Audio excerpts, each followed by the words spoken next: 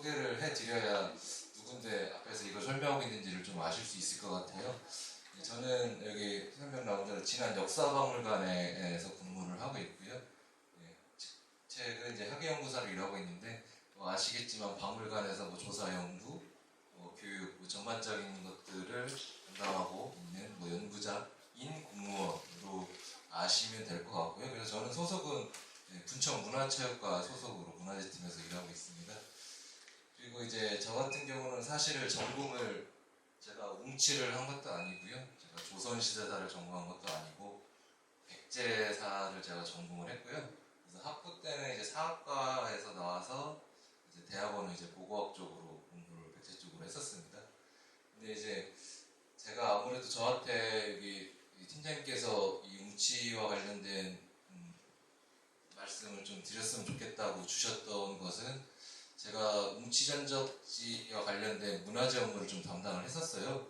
그래서 최근에 이제 문화재 지정이 이제 원래는 완주 지정만 됐었는데 진안군하고 같이 완주랑 공동으로 지정되는 그런 일을 제가 조금 했었고, 또 제가 아무래도 진안 역사본관에 있다 보니까 웅치와 관련된 여러 가지 자료라든가 조사들을 좀 진행을 했었습니다. 그래서 그런 부분을 조금 더 정리를 조금 해서 좀 말씀을 드릴 수 있지 않을까라고 해서 아마 저한테 기회를 주신 것 같고요.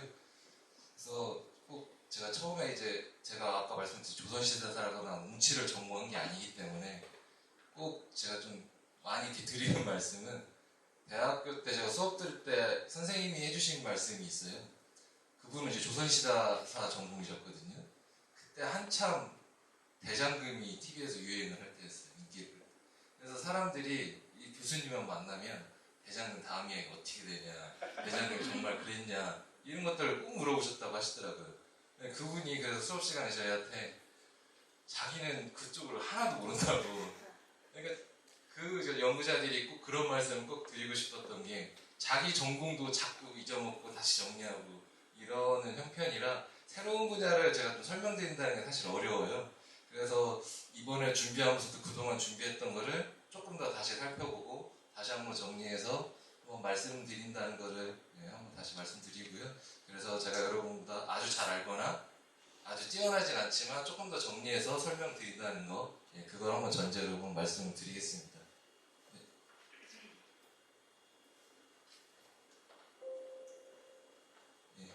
일단 웅치 전투의 간단한 개요를 말씀드리면요. 1592년 임진왜란 당시에 7월 8일부터 한 10일 정도까지, 여기서 이제 10일이라는 얘기는 일반적으로 이제 웅치 전투를 넘어가서 전주의 입구인 안덕원 전투, 그것까지 포함하는 개념으로 일반적으로 최근에는 얘기를 하고 있기 때문에 이 정도 기간을 말씀드리고요.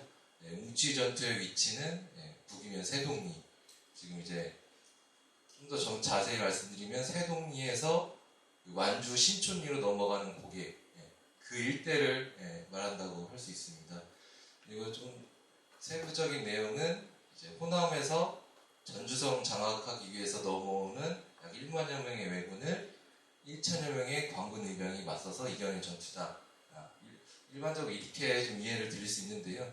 이것도 이제 안덕원 전투와 연결해서 설명을 드리면 이제 약간의 논란이 여전히 있지만 웅치 전투를 승리한 전투로 봐야 되느냐, 이런 문제도 아마 나올 거예요. 여기 맞선 전투라고만 여기 돼 있는데, 그래서 결론부터 말씀드리면 최근엔 좀 긍정적인 측면에서 봤을 때 웅치 전투에서는 좀 어렵게 우리가 질 수밖에 없는 형편이었지만 결국 7월 10일 날 전주 안덕원 전투에서는 왜군을 물리치면서 결국 그 왜군이 전주성을 함락하지 못하고 후퇴할 수밖에 없었던 전투, 그러니까 궁극적으로는 승리의 전투라고 평가할 수 있다. 이것이 좀 최근에 긍정적으로 평가하는 부분이라고 말씀드릴 수 있고요. 여기서 이제 전투 이제 병력, 이 왜군은 1만여 명이라고 돼 있고 우리 군 관군 의병 합쳐서 1천여 명이라고 설명을 하고 있는데요. 이 숫자도 정확하게 어디 써 있는 건 아닙니다. 근데 대략적으로 연구자분들이 여러 가지 수치라든가 정황 등을 봤을 때 우리나라 군대는 한 1천여 명 정도 내보고 있고 왜군도 한 8천에서 1만여 명 정도, 그 정도로 대략 추산을 하고 있습니다. 여기 보시면은 지금 이 웅치라고 말씀드린 일대가 이쪽 고개를 말씀드릴 수 있고, 여기가 북이 세동이고, 이쪽이 지금 곰티제길이 나와 있는 길이고, 이쪽이 이제 모래제길로 전주로 넘어가는 길이고요. 좀 더 자세한 위치는 뒤에서 이제 문화재와 관련된 설명 드릴 때 조금 다시 드릴 수 있을 것 같습니다. 그리고 웅치전투의 전체 이제 현황에 대해서 제가 좀 써놨는데요. 제가 처음에는 웅치전투에 대해서 저도 이해하고 많은 분들이 설명을 하실 때도 그냥 웅치는 중요한 전투다, 호남을 지켜낸 전투다 이렇게 얘기하시는데, 정작 임진왜란 사 전체의 사에서 웅치는 어떤 위치에서 어떤 역할을 한 건지 이걸 이해하기 위해서는 임진왜란에 대한 이해가 전반적으로 좀 필요하다는 생각을 제가 준비하면서 예전부터 많이 했었습니다. 그래가지고 일단 그 전체적인 현황을 제가 한번 말씀드리려고 하는데요. 보시면은 92년 4월에 일본군이 부산 쪽으로 상륙을 해서 부산하고 동래성이 금세 함락이 되죠. 그리고 4월 24일 날 일본군이 상주, 문경 일대를 점령하면서 한 10여일 만에 경상도 일대를 장악하게 됩니다. 그리고 4월 28일 날 충주 탕금대에서 신래익 장군이 격파되면서 충주가 함락이 되게 되고요. 그리고 이때에 대한 내용을 좀 찾아봤더니 이제 많이 나오는 얘기가 뭐 이제 부하장수 중에서는 이 충주 탕금대 이 넓은 펄에서는 그 맞닥뜨리면 우리가 좀 힘들기 때문에 사전에 여기 문경세제 그쪽 그 경계를 넘어오기 전에 그쪽에서 좀 막아야 되지 않느냐는 의견이 있었다고 하는데, 아마 그 신립장군이 이제 그 부분을 묵살을 하고 탕금대에서 전투가 있었던 것 같아요. 아마 또 신립장군 같은 경우는 또 워낙 오랫동안 국방에서 활동을 하셨던 분이기 때문에 좀 넓은 펄에서의 전투를 선호하는 경향도 있었을 것 같고요. 그래서 결국 후대의 평가가 안 좋게 됐죠. 그래서 신립장군한테. 그래서 임진왜란사의 몇몇 전투가 우리가 상당히 불리했음에도 좀 비슷한 병력으로 좀 이길 수 있는 그런 변곡점의 전투가 있을 수 있었는데, 그 중에 하나가 뭐 탕금대 전투가 아닐까 싶은데, 여기서 충주가 함락되고 되고요. 그 다음에 4월 30일 날 한양이 함락되면서 선조는 이제 평양으로 피난을 하게 됩니다. 그래서 불과 한 2주 만에 한양이 함락되는 그런 상황이 되고요.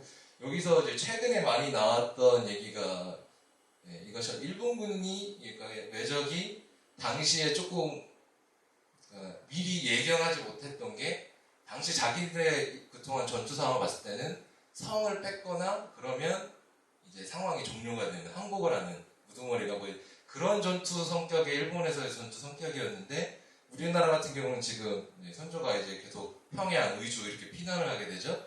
그렇다 보니까 전쟁이 계속 장기화되면서 자기네들이 예상치 못한 시나리오로 전쟁이 이끌어지게 되면서 좀 불리한 상황이 되는 장기적인 그런 영향도 여기서 좀 볼 수가 있을 것 같습니다. 그리고 이제 계속적인 육지에서의 패전 전투 모습을 저희가 볼 수 있고요. 그리고 5월에서 6월 이순신 장군이 해전에서는 좀 승리를 계속 하게 되죠. 옥포나 사천, 당포해전에 승리를 하게 되고, 그러나 육지에서는 6월 15일 날 선주가 의주를 피난하고 평양성도 함락하게 됩니다. 불과 2달 만에 평양까지 다 장악이 되고, 이때 함경도까지 거의 다 장악이 됐다고 합니다. 그래서 이쯤부터는 우리나라에서 일본군의 말발굽이 안 미치는 지역이 전라도밖에 없다라는, 이때부터 얘기가 나오는 얘기가 되고요. 근데 7월 8일, 아까 제가 웅치전투의 일자를 59년 7월 8일부터 10일이라고 말씀드렸는데요. 되게 공교롭게도 이제 7월 8일 날 이순신 장군이 한산도 대첩, 임진왜란 3대 대첩 중에 하나죠. 큰 성과를 거두게 되고요. 9월 1일 날 이순신 장군이 부산포 해전도 역시 승전을 거두게 됩니다. 이로써 사실 부산포라는 얘기는 아까 한산도는 이제 거제도 주변이 되겠고, 부산포라는 거는 이제 거의 부산 인근이 되기 때문에 거의 남해안의 그 해상권을 이순신 장군이 다 장악했던 이 모습을 저희가 전황상 확인할 수 있고요. 그리고 그 전에 육지에서는 상당히 어려웠던 이런 상황 속에서 7월 8일을 분기점으로 아까 웅치전투에서의 상황이 좀 변곡이 되는, 우리나라 육지에서도 육군이 좀 활약하게 되는 계기가 되고, 7월 8일 이후부터는 우리나라 이순신 장군이 남해안 해상권을 장악하는 이런 변화 양상을 좀 보이게 됩니다. 그리고 이제 10월 8일 날 일본군이 진주성을 공격해서 1차 진주성 전투라고 하는데요. 김시민 장군이 전사하지만 결국 진주성을 지켜냈던 그런 모습도 보입니다. 이제까지 전황에서 또 한번 설명을 드리고 싶은 내용은 예전에 제가 배울 때도 그렇지만 진주성 전투가 역시 임진왜란 3대 대첩전 하나인데 왜 중요한지를 잘 몰랐어요. 왜 중요하지 진주성 전투가?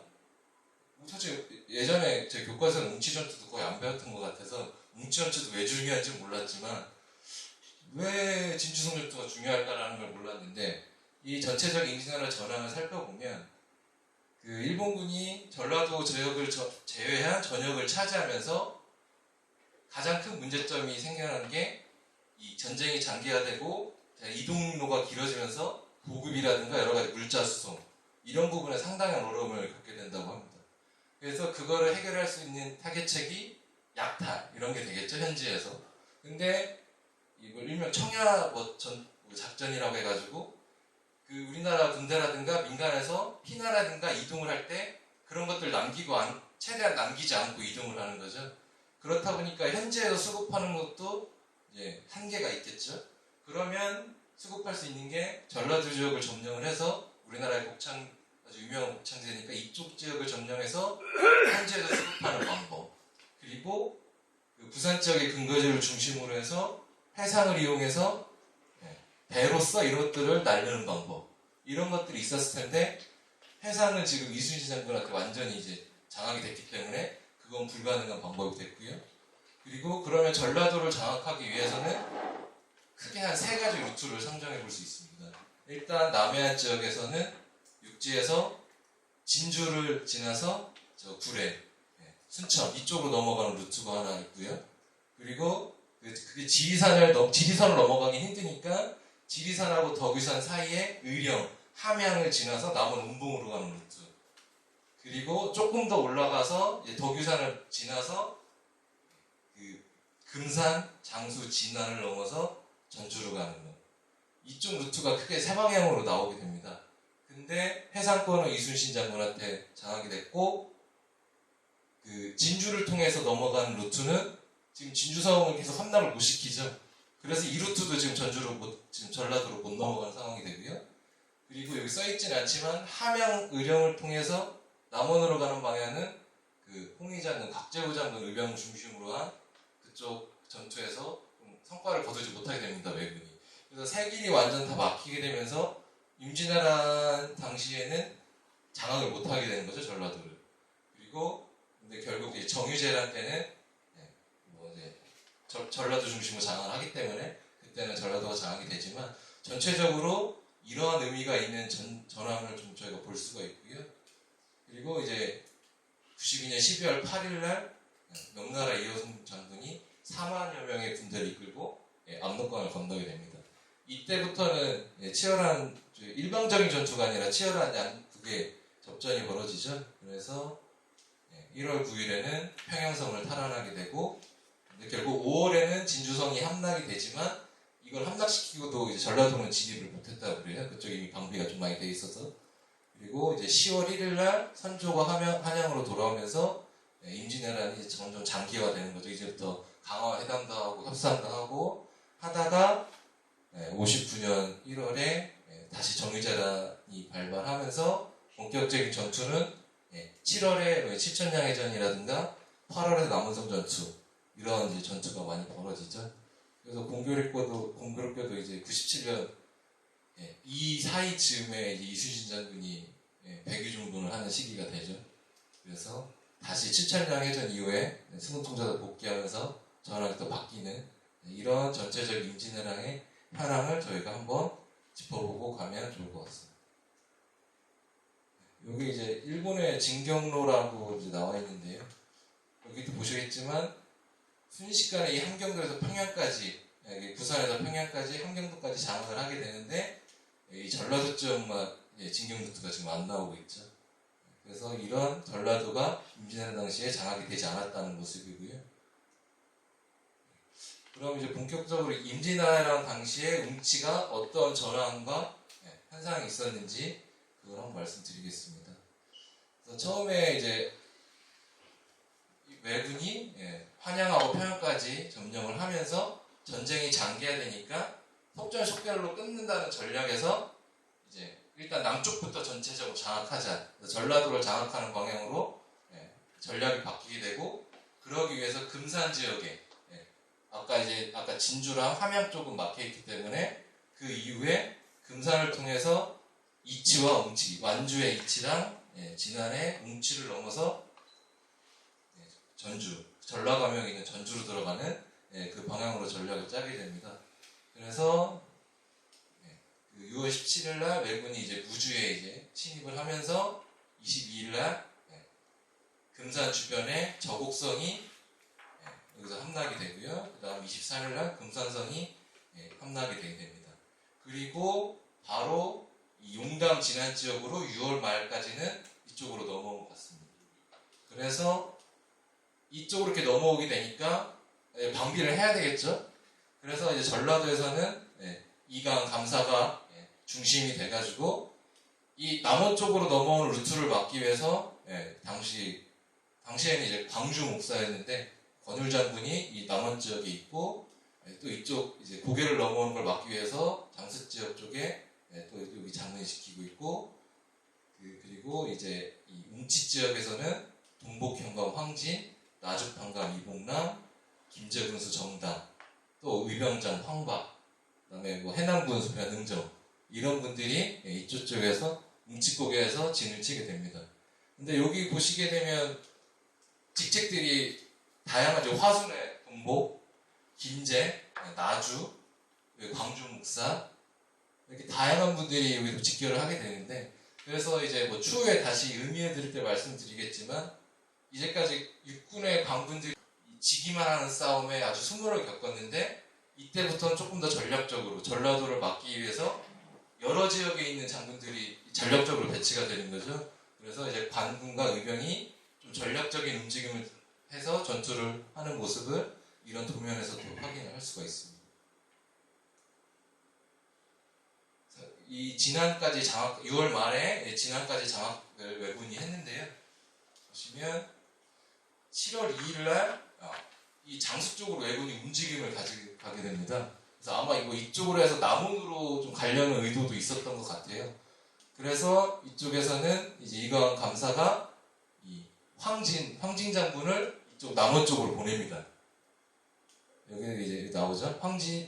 황진을 남원으로 이동시켰는데, 다시 여기 있던 왜군이 다시 진안 쪽으로 직결하자 황진 장군도 갔다가 아마 도착을 안 했다는 얘기도 있더라고요. 그래서 도착을 하지 않고 다시 이 웅치 쪽으로 오게 되는데, 이미 그 시기가 지나서 웅치 전투가 벌어지는 7월 8일에는 황진 장군이 여기서는 전투에 합사하지 못하게 됩니다. 그래서 이 싸움에서는 정담, 이봉남, 황박 장군 중심으로 여기서 전투가 벌어지게 되는데요. 그 여러 기록들을 찾아보면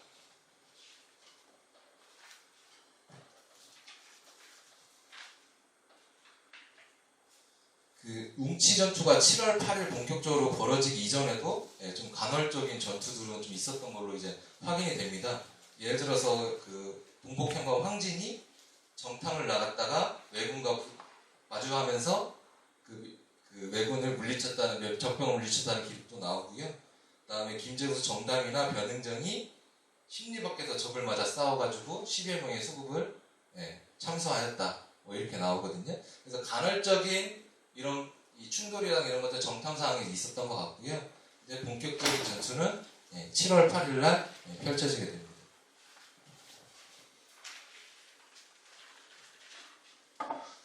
이 전투에 7월 8일 전투에 관련된 내용은 이제 제가 다음 장에 나올 문헌 기록을 좀 중심으로 한번 말씀을 드리고요. 그 7월 8일 전투에서 결론적으로는 우리가 필사적으로 막았지만 결국 중과부적으로 숫자의 차이도 있기 때문에. 그리고 이제 전투 그 설명을 보면 우리나라는 대부분 이제 활을 쏘는 형태로 전투를 하고 활이랑 칼을 쓰는데 이제 일본군은 이제 조총, 총을 쏘는 형태로 또 전투 양상이 또 벌어지게 되고요. 전반적으로 결국 웅치고개에서의 전투에서는 우리가 비록 패했지만 완강히 저항했던 그런 모습을 보임으로써 왜군이 고개를 넘어갔지만 상당한 피해를 입었고, 그 왜군이 웅치고개를 넘어서 그 전주에 들어간 입구인 안덕원에서 진을 치면서 바로 전주성으로 공격을 하지 못하는, 그 여러 가지 전주성을 공격하지 못했던 요인은 여러 가지가 있지만, 하나는 웅치 전투에서 너무 많은 전력을 소비했기 때문에 여기서 재정비해야 되는 측면, 그리고 이 전라감의 전주성의 방비가 워낙 완벽해서 그게 쉽사리 들어가지 못했던 측면, 그리고 이제 후에 뭐 여러 가지 이야기 중에 그 금산성을 또 이제 7월 9일 10일경 그 우리나라 이제 고경면 장군이라든가 이런 장군들이 이 호남 그 공략의 중심 지역인 금산성, 왜군이 차지했던 금산성을 또 공격하는 일도 벌어집니다.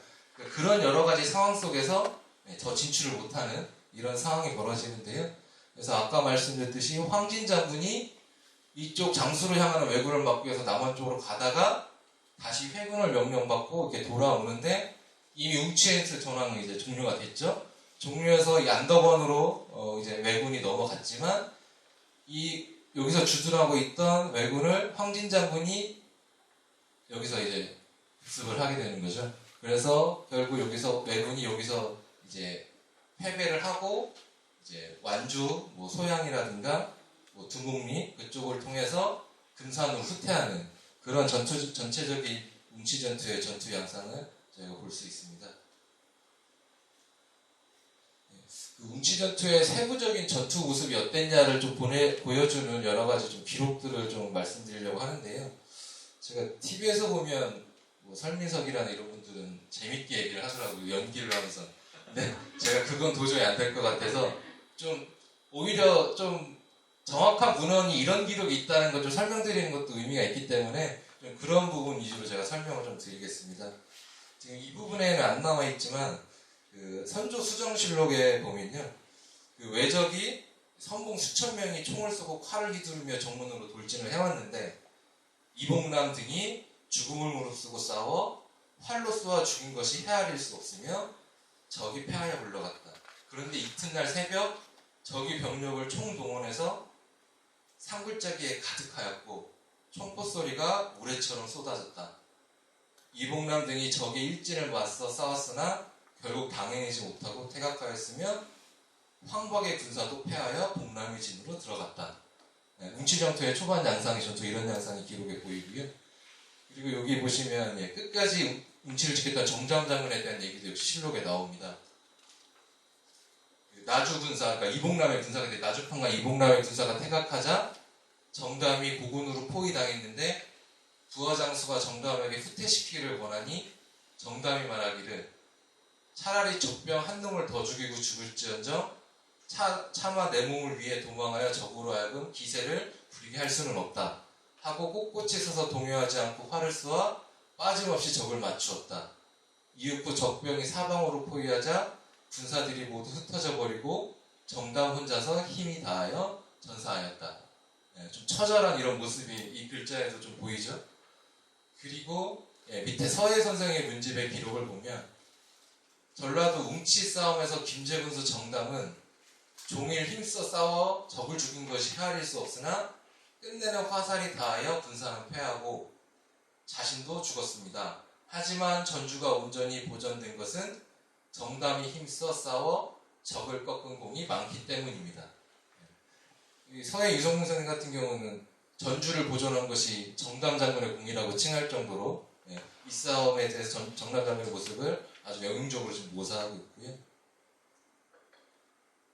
여기는 이제 김제군수 정담과 해남현과 변흥자 이 두 분이 지금 웅치 전투에서 전사하신 두 분입니다. 이 두 분에 대한 기록도 좀 보이는데요. 여기 선조실록에 보면은 귀변사가 임금에게 아뢰기를 신들이 전해들은 바로 말하면 전라도 웅치에서 김제군수 정담이 온종일 힘을 다해 적을 무수히 죽이고 결국 화살이 떨어져 군대는 패하고 자신은 죽었으나 전주를 보수할 수 있었던 것은 정담이 역전하여 적을 거은 공이 큽니다. 그리고 해남현관 변흥정은 몸소 적의 공격을 받으면서 강개한 마음으로 죽기를 맹세하고 싸우다가 역시 웅치 싸움에서 전사했으므로 지금까지도 말하는 자들이 못내 마음 아프게 여기고 있습니다. 이 밖에도 조정에서 미처 알지 못하지만 나라를 위해 죽어간 사람들이 많이 있을 것입니다. 그러니까 이렇게 포상을 하고 충의를 해야 됩니다. 이런 내용이 지금 실록에 쓰여져 있습니다. 여러 기록에서 보이듯이 김제 군수 정담의 활약이 얼마나 웅치 전투에 대단했는가 이런 기록들로 저희가 확인을 할 수 있는 모습이고요. 여기 같은 경우는 웅치 전투에서 우리 관군과 의병이 활약이 얼마나 처절했으면 이런 기록도 남아있는지 징비록에 보면서 확인을 할 수 있습니다. 적의 군사가 전라도를 침범하자 김제군수 정담과 해남과 변흥정이 힘써 싸우다가 전사했다. 적들은 물러가다가 웅령에서 전사한 우리 군사들의 시체를 거두어 길 옆에 붓고 큰 무덤을 몇 개 만들었다. 그리고 그 위에 말뚝을 세워 조선국의 충성스러운 덕을 조상하노라 라고 썼다. 이는 우리 군사들이 힘써 싸운 것을 가상히 여긴 것이었다. 이리하여 전라도만이 홀로 온전하였다. 왜군이 얼마나 처절한 모습이 어찌 좀 감복을 받았다고 하면 좀 이상하지만 그런 모습에 우리 군사들이 무덤을 만들어졌다는 내용이 나오고요. 그래서 이런 내용을 관련해서 저희가 아까 이제 문화재 지정 관련 조사를 할 때 객관적인 흔적을 좀 찾고자 했어요. 발굴조사라든가 여러 이 문헌이라든가 여러 고지도상으로는 웅치 전투의 정확한 어디냐 지점이 포인트가 어디냐 내가 서 있는 이 위치가 맞냐 아니냐 저기냐 이거를 얘기할 때 객관적인 포인트를 찾기 어렵거든요. 그래서 이제 발굴조사라는 뭐 이런 여러 가지 조사 과정을 통해서 여기 나오는 여기 무덤을 만들었다고 했죠. 무덤을 만들었으면 뼈라든가 사람이 많이 붙어 있을 거예요. 혹시 갑옷도 입고 죽었을 수도 있고 여러 가지 무기의 흔적이 있을지 않을까 기대를 했었고요. 그리고 조금 희미하지만 이 나무로 만든 말뚝을 박았다고 되어 있거든요. 그러면 저것도 어떻게 흔적이 제 생각에 불가능할 것 같지만 남을 수 있지 않을까 그런 기대도 했었습니다.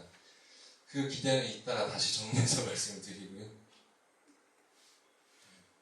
그리고 이 웅치 전투에 대한 평가를 권율 장군의 했던 말을 통해서도 저희가 확인을 할 수 있습니다. 여기 보시면 임금 이르기를 이순신, 원균이 해상에서 외적을 크게 무찌른 것과 권율의 행주 대첩을 의당 가장 큰 공으로 삼아야 한다 하였으니 이것은 바로 바꿀 수 없는 정론이다. 그러나 그 사이의 곡절은 다 드러나지 못한 것이 많다. 수많은 이야기가 있다는 뜻이죠. 여기 말이. 그래서 권빈군 지금 이 내용은 이항복 선생의 백사집에라 문집에 나오거든요. 우리 알고 있는 오성과 아니면 이항복 선생이. 근데 이항복 선생의 문집의 백사집에 권율 장군이 권빈군이라고 써있는데 이항복 선생이 장인어른이더라고요. 그래서 둘이 나눈 대화가 여기 나오는데요. 권빈군이 일찍이 나에게 이르기를 세상에서는 내가 행주에서 한 일을 공으로 삼는데 나는 이는 참으로 공이라 이를만하다. 그러나 나는 항호 사이로부터 일어나서 공을 쌓은 것이 여기에 이르는 동안 크고 작은 전쟁을 적잖이 치렀다. 그 중에 전라도 웅치에서의 전공이 가장 컸고 행주의 전공은 그 다음이다. 그런데 나는 끝내 행주의 전공으로 드러났으니 이는 알 수 없는 것이 있다. 대체로 웅치의 싸움은 변란이 처음 일어났을 때에 있었으므로 적의 기세는 한창 정예하였고 우리 군사는 단약한 데다 또 건장한 군줄도 없어서 군정이 흉흉하여 믿고 의지하기가 어려웠다. 그런데도 능히 죽을 힘을 다하여 혈전을 벌여서 1000명도 채 안 되는 단약한 군졸로 10배나 많은 사나운 적군을 막아내어 끝까지 호남을 보존시켜 국가의 근본으로 만들었으니 이것이 바로 어려웠던 이유다. 여기 상당히 많은 내용이 지금 담겨 있습니다. 이거 많은 연구자분이 이 구절 가지고 여러 가지 지금 많은 얘기를 하시는데 몇 가지만 말씀드리면 일단 여기 말씀하시죠. 전라도 웅치에서의 전공이 가장 컸고 행주는 그 다음이다. 이 행주가 행주대첩이지 않습니까? 우리나라 임진왜란 3대 대첩 중에 하나인. 근데 정작 본인은 행주대첩보다 전라 웅치의 전공이 더 컸다고 얘기할 정도로 큰 의미를 부여하고 있습니다. 근데 사실 이 전라도 웅치, 이 웅치라고 써있어요. 이 한자로 이렇게, 이 문집에. 근데 여러 가지 정황상 이것이 웅치가 아니라 이치를 얘기하는 게 아니냐 이런 얘기도 많이 있습니다. 왜냐하면 이제 웅치와 이치에 대한 전투가 가까운 지점에서 그것도 근시일에 날짜가 딱 명확히 박혀있지가 않더라고요. 이치 전투 날짜 같은 경우는. 그래서 여러 연구자들이 거의 웅치랑 뭐 거의 비슷한 시기의 전투가 있었다는 사람도 있고 아니면 뭐 한 8월쯤에 있었다는 사람도 있고 여러 가지 견해가 있는데 그리고 또 조선왕조실록 또 어느 부분에 보면 그 이치 전투가 그 외적이 봤을 때 자기네이 피해 입은 3대 대첩 중 하나다. 뭐 이런 내용도 적혀 있어요. 그렇기 때문에 전체적인 맥락상 보면은 이게 웅치로 이해하는 게 맞지 않겠느냐. 왜냐하면 또 권율 장군이 실제적으로 웅치 아까 현황을 말씀드렸지만 웅치 전투에 권율 장군이 직접 가서 싸우진 않았어요. 근데 인치 전투는 황진 장군하고 권율 장군 직접 가서 그쪽에서 전투를 했다고 알려져 있거든요. 그리고 아까 도에서 봤듯이 아마 웅치 전투 때는 권율 장군이 남원 쪽에서 있었던 것 같고요. 근데 이렇게 웅치로 써있다고 해석하는 게 맞느냐라는 의견이 있습니다. 근데 또 이 글자 그대로 웅치라고 믿어야 되는 또 왜 그럼 이치라고 썼지 왜 웅치로 썼겠느냐. 권율 장군이 그걸 헷갈렸겠느냐. 이치였으면 이치라고 했겠지. 뭐 그런 의견도 있고 전반적으로 이 아까 전라 감사라든가 광주 목사라는 위치에서 전반적으로 이 웅치 이치 전투를 관할했기 때문에 두 개를 굳이 나누지 않고 모두 다 자기가 참여했던 전투 인식하고 있는 거 아니냐 뭐 이런 의견도 있습니다. 그래서 어쨌든 저희는 이 그대로 해석을 한다면 웅치 자체 전투 자체를 행주대첩보다 앞서는 전공으로 해석을 하고 있고요. 그리고 여기 웅치 전투의 싸움이 처음에 얼마나 힘들었는지 아까 제가 전투 현황을 임진왜란 전투 현황 말씀드렸지만 우리나라가 이긴 전투가 거의 없습니다. 그때까지 제대로 싸워서 이긴 전투도 없고 이겨봤자 몇십 명 죽이고 끝나는 전투. 그 다음에 외군의 진격로를 막아서 호남처럼 호남 못 들어오고 이렇게 돌아가야 하는 상황. 이런 전투도 만들어내지 못했고요. 그래서 상당히 어려운 전투 속에서 기도 꺾여 있는 상황에서 했어야 했던 전투이기 때문에 상당히 어려웠다는 내용이 여기 되어 있고요. 그리고 역시 국가의 호남을 보존시켜 국가의 근본을 만들었다. 뭐 이순신 장군이 했다는 뭐 얘기도 있지만 호남을 지켜냈기 때문에 당시에 나라를 지켜낼 수 있었다.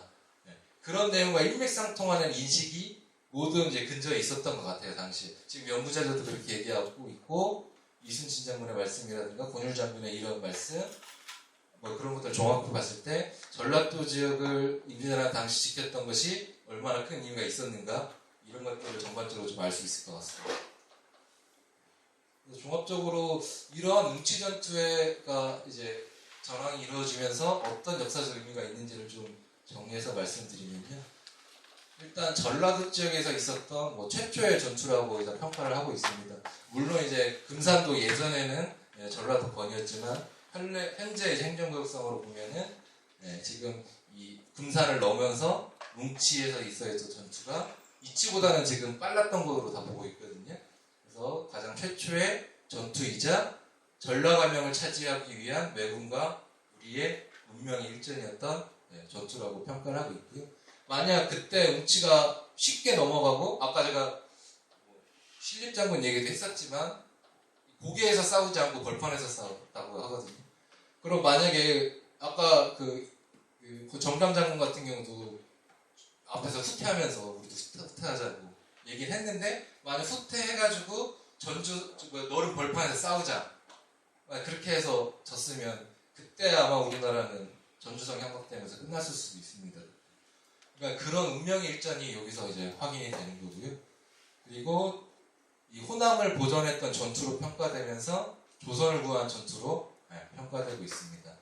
앞에서 말씀드렸듯이 일방적으로 밀리던 전황 속에서 뭔가 좀 반격을 기할 수 있는 여유와 모멘텀, 계기를 만든 전투가 됐고요. 호남 지역을 차지함으로써 장기적인 불량 물자를 조달하려고 했던 일본군의 전략을 무력화시킨 그런 전투로도 평가되고 있고요. 역시 그런 이유로서 이 전라도를 근거지로서 역시 우리도 오랫동안 장기간 전투할 수 있는 좀 계기를 만들 수 있었다. 이런 평가를 받고 있습니다.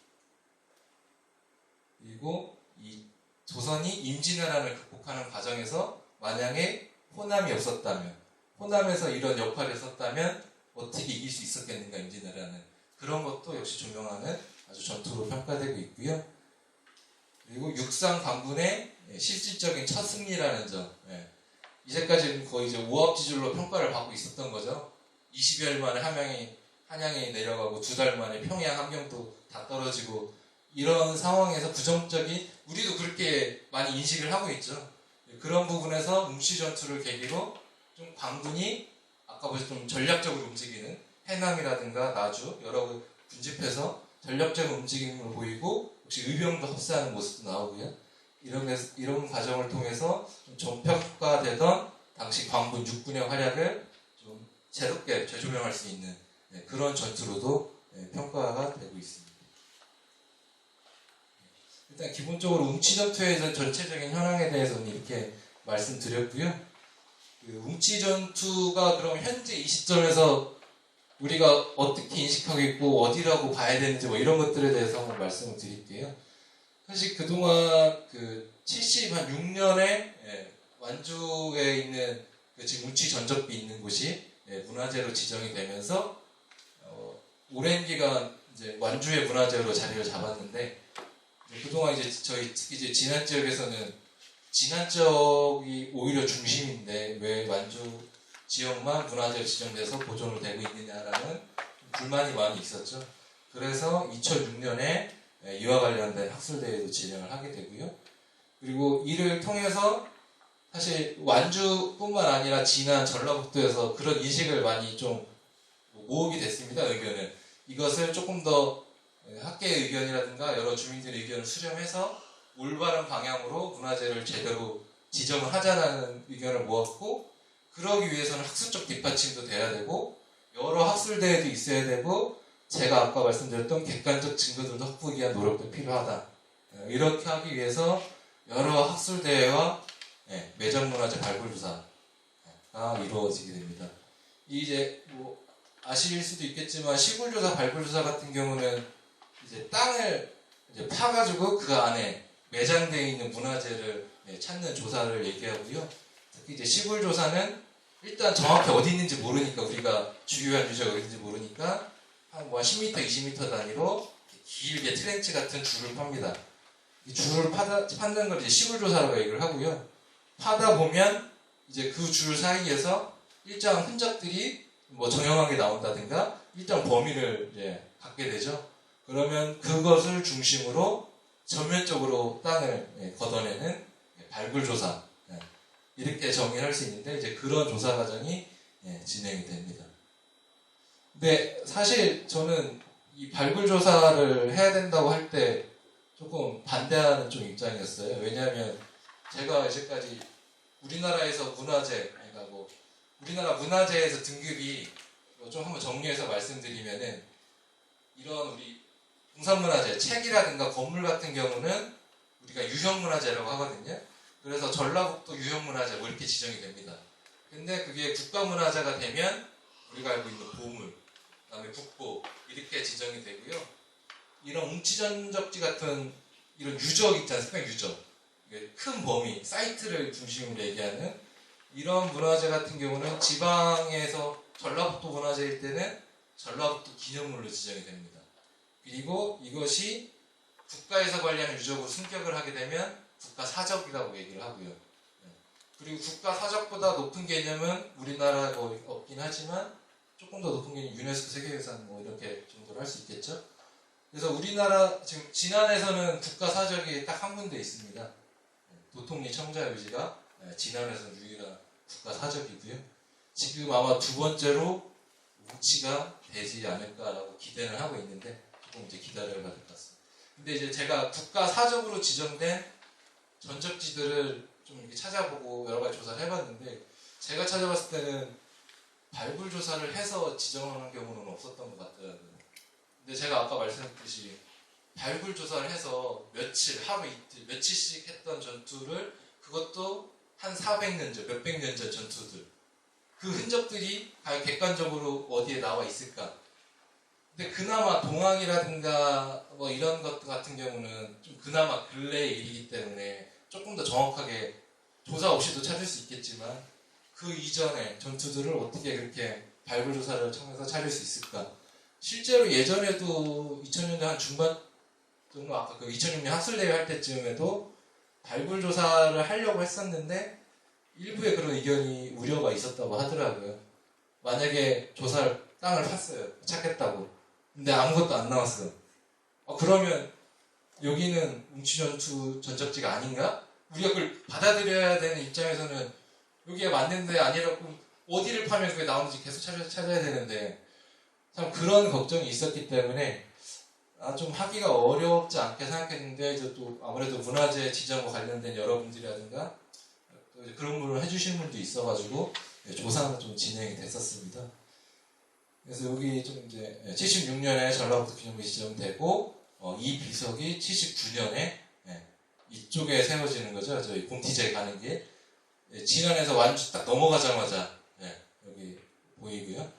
그다음에 이 당시 이전에 지금은 아니지만 문화재 지정구역이 이렇게 됐었습니다. 근데 이게 전라북도 소유지 아마 한 필지였던 것 같아요. 한 필지가 이렇게 넓으니까 그냥 한 필지를 다 지정했던 것 같아요 당시에. 그리고 여기가 공티제길이기 때문에 공티제를 한자로 하면 웅치 아니겠습니까? 그러니까 여기가 당연히 웅치. 이게 근데 왜 완주만 했는지는 잘 모르겠어요. 진화는 안 하고. 근데 이렇게 지정이 돼 있었는데 이거에 많은 문제점을 아까 제가 말씀드렸지만 갖고 있어서 학계에서도 갖고 있었고 주민들도 갖고 있었기 때문에 이거를 아까 학술대회라든가 이런 과정 쪽에서 극복하기 위해 노력을 했고요. 여기 창렬사 사당 이건 진안군에서 2012년 정도에 아마 세웠을 겁니다. 여기 이쪽에 새동리 덕곡마을 이 덕곡마을 요즘에 창렬사 사당을 세워서 웅치전적지 보존회에서 여기서 매년 제를 지내고 있는 이런 것들이 지금 하나 있고요. 그래서 당초 학계에서 그러면 만약에 여기가 아니면 어떻게 웅치길을 비정해야 되느냐 여러 가지 이제 견해들이 나왔는데요. 특히 이제 나왔던 견해가 여기 신기마을이죠. 신기마을 새동리 신기마을하고 덕곡마을을 지나서 이 고개를 넘어서 여기 완주 신촌리 두목마을 쪽으로 내려가는 길. 여기 덕곡마을의 길을 따라서 이름을 덕곡길이라고 많이 불렀었는데 이 길이 중심 루트지 않겠느냐. 싸움의 중심 루트. 그리고 당연히 이게 고개의 정상이거든요. 완주와 진안의 경계. 왜군은 금산에서 용담 진안을 장악하고 전주로 넘어가야 되니까 이리로 넘어오겠죠. 우리나라 군대는 여기서 넘어오기 전에 막아야 되겠죠. 넘어와서 싸우면 우리가 불리하니까. 여기서 싸웠을 테고 중심적으로. 그렇기 때문에 여기가 아마 중심구역이 아닌가. 그리고 그래도 아마 이 당시의 전투라는 게 여기서만 이루어지기보다는 간헐적으로 이런 주변에 당시에 길이 있었다고 전하는 여기 접천직길, 모래제길 좀 밑에 있는 접천직길이라든가 여기 공티제길은 이 부분은 좀 어려운 부분인데 어떤 분들은 이게 원래 없던 길인데 일제강점기 심장로를 내서 생긴 길이다. 그 전에는 이게 길이 아니었다 얘기하시는 분도 계시고 또 이따 고지도를 한번 볼 건데요. 그 전부터 여기도 길이 있었을 거라고 왜냐하면 일제강점기에 신정로 될 때도 길이 있던 데를 내지 없던 데를 만들어서 내지는 않았을 테니까 원래 또 있었을 거라는 얘기도 있거든요. 그래서 크게 중심은 여기지만 이 공티제길하고 적천직길에서도 전투가 간헐적으로 이루어지지 않았겠느냐 이런 얘기들이 좀 중심을 이뤘었습니다. 그래서 저희는 이쪽을 중심으로 이제 발굴 조사를 했었죠. 이 덕곡길. 그래서 저희는 여기를 조사하고 완주는 여기를 조사하고 이런 식으로 같이 했었습니다. 그리고 여기 웅치에 대한 그 추모제를 진안이랑 완주랑 지금 각기 서로 따로따로 하고 있습니다. 그래서 저희는 진안 창렬사에서 웅치전적지 보존회에서 해서 하고 있고요. 완주 같은 경우는 이제 웅치전적 비석 있는 데서 하고 있는데요. 일단 장소도 틀리고 날짜도 다릅니다. 그래서 진안 같은 경우는 이게 양력으로 따졌을 때 8월 13일인 것 같아요. 8월 13일 날 딱 고정적인 날에 제사를 지내고 있고, 완주는 음력에 맞춰서 해서 날짜가 달라지더라고요. 음력 7월 8일 날 맞춰서 제사를 지내고 있는데, 제가 둘 다 가봤는데, 좀 이제 저희 진안 같은 경우는 좀 유교 제례에 맞춰서 지내고 있고, 완주는 좀 행사처럼 그런 성격으로 좀 지내고 있었습니다. 아마 국가 사적이 되고 여러 가지 정비가 거치면서 이런 것들도 좀 같이 하는 방향으로 가야 맞지 않을까, 그렇게 생각은 들고요. 그래서 아까 여러 가지 루트 길이 있는데 과연 어디를 우리가 중심으로 봐야 될까라는 견해들이 이제 여러 증거들을 좀 조사했었는데요. 하나는 여기 이제 최악부 묘비라는 이 비석이 좀 주목이 됐었습니다. 여기 보시면 이게 덕봉길이거든요. 아까 제가 신기마을에서 덕봉마을 넘어가서 완주를 넘어가는 고개. 사당이 아마 여기 있을 겁니다. 네, 창의사 사당이 여기 있고 최악부 묘비가 한 여기쯤 있거든요. 있는데 여기 비석에 써 있는 글씨 중에 구웅치동이라는 글씨가 있어요. 그래서 사람들이 좀 이제 해석하기를 웅치면 웅치지 왜 또 구웅치라고 썼을까? 그러면 지금 웅치는 아니지만 예전에 웅치였던 지하를 표시하기 위해서 구자를 쓰지 않았을까?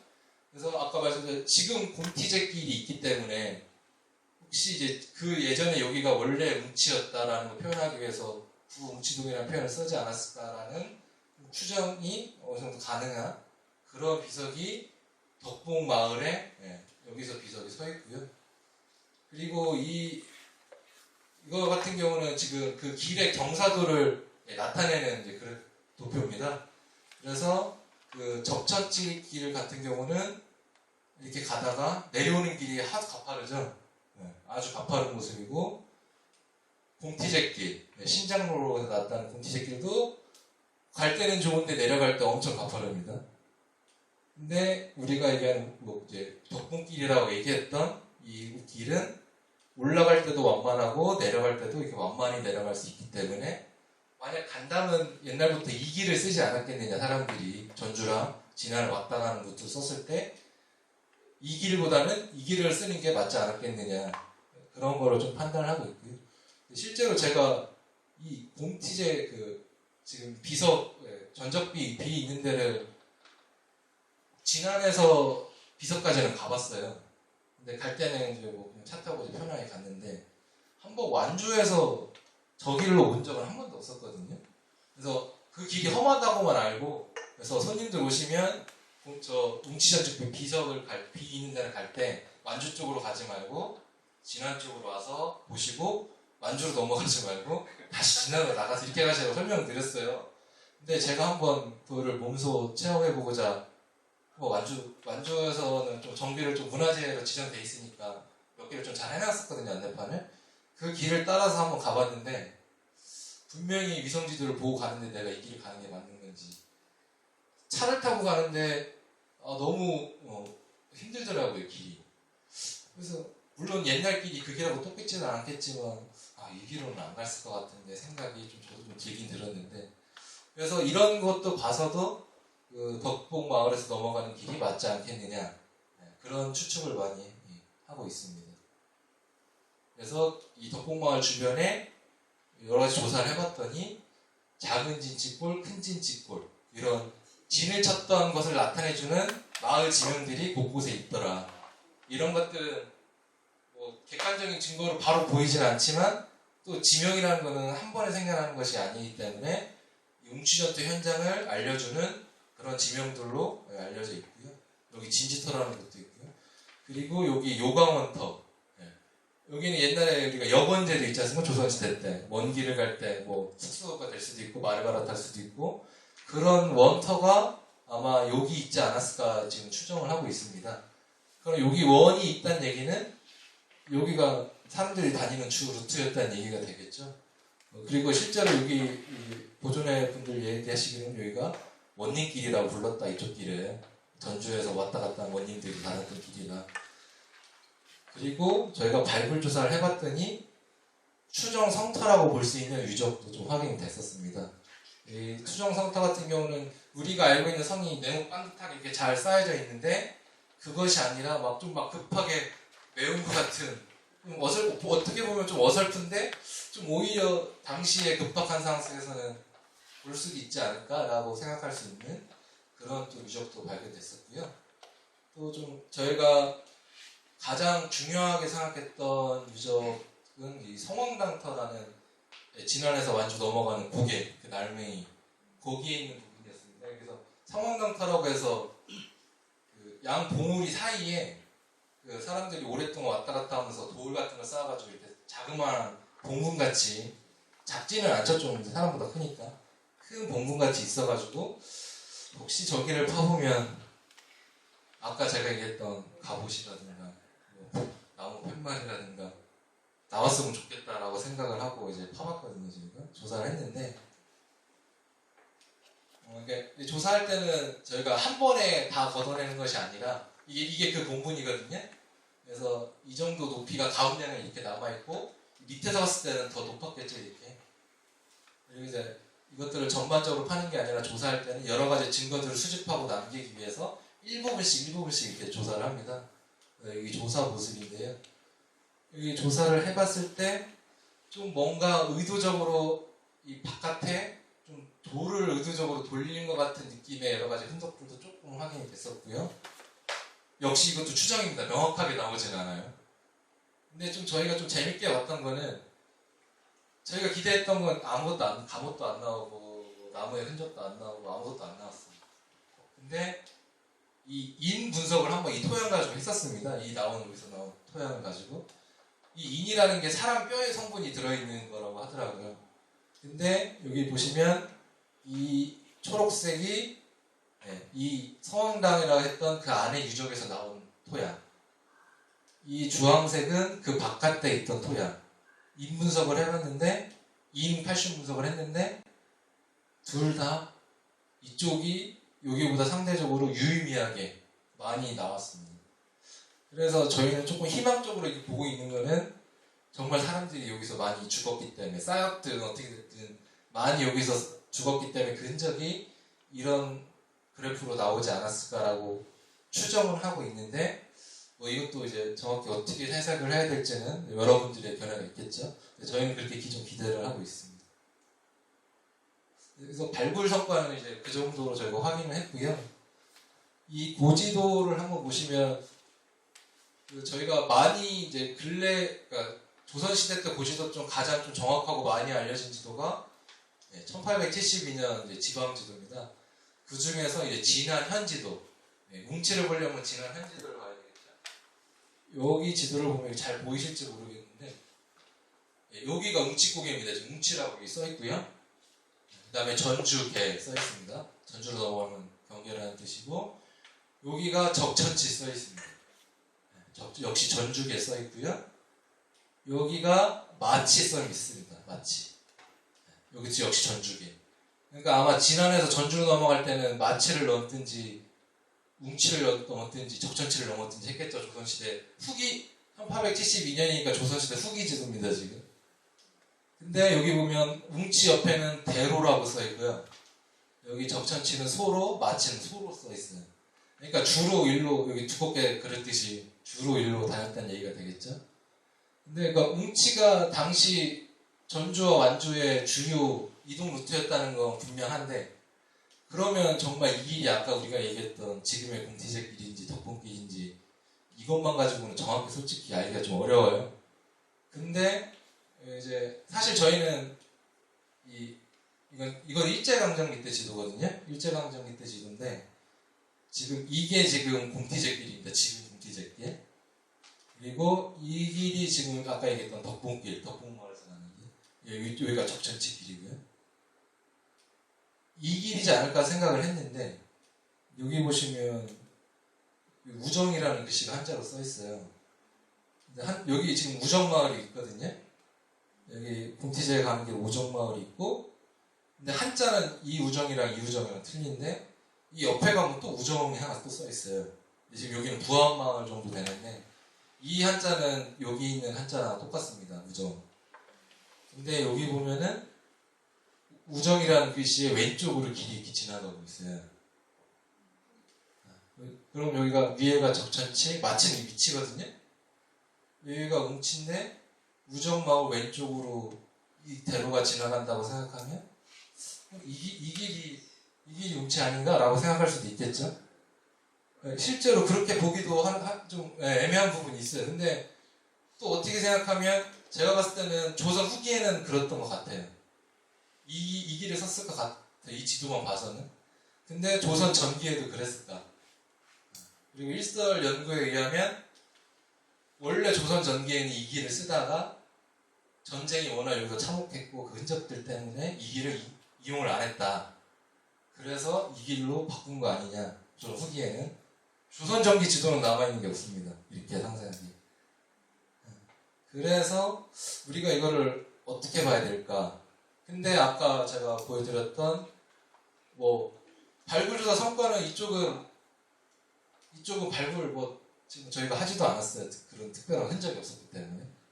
그리고 이런 여러 가지 지명이라든가 최악부묘비라든가 이런 이 고도 지형 분석 이거는 다 이 덕봉마을 지나가는 길에 얘기하고 있는 것 같은데 아무튼 저희가 그래서 최종적으로 문화재 지정을 지금 추진할 때는 당초에 아까 제가 이렇게 돼 있었다고 말씀을 드렸는데 지금은 이게 바뀔 수도 있고 하지만 대략 이 정도 그림으로 저희가 지금 그려서 가고 있어요. 여기가 지금 덕봉마을에서 완주로 넘어가는 그 필지고요. 이쪽이 이제 완주 신촌 두목마을로 넘어가는 길이. 그리고 이쪽은 여기가 전적 비 있는데 예전 이거의 일부죠. 일부가 지금 남아 있는 거고요. 그리고 이 연결하는 것은 이 두 지점이 떨어져 있는 게 좀 말도 안 되고 사실 전투가 여기서도 벌어지고 여기서도 벌어졌었다면 어쨌든 이어지는 게 맞다는 생각도 이견도 있고 해서 대략 이력적인 이런 그림으로 지금 진행을 하고 있습니다. 이거 이제 사적 심의를 받아봐야 정확히 지정은 될 것 같은데 그래도 저희가 소기의 성과라고 할 수 있는 거는 그동안 76년도에 문화재 완주 지역만 지정됐던 것이 최근에 이제 진안까지 포함한 지역으로 기념물로 변경이 됐습니다. 이 그림이 그 그림입니다. 지금. 근데 이걸로 국가 사적이 지금 진행을 추진 중에 있고 국가 사적까지 된다면 조금 더 아까 말씀드렸지만 웅치를 사실 그동안 교과서에서 배우지도 않았고 중요한지 잘 몰랐거든요. 저도 여기 온 지 한 7년 됐지만 잘 몰랐었는데 이런 부분에 대해서 조금 더 우리 지역과 이 웅치의 중요성 이런 것들을 좀 알릴 수 있고 이런 걸 통해서 좀 지역에서도 이와 관련된 다양한 활동이라든가 활용을 할 수 있지 않을까 그런 측면에서 좀 일단 고지가 앞에 있지 않을까라고 기대는 하고 있습니다. 근데 여러 가지 생각할 건 아직까지 많이 남았지만 중요하다는 거 사실은 명확한 것 같습니다. 일단 제가 드릴 수 있는 말씀은 이상일 것 같습니다. 감사합니다.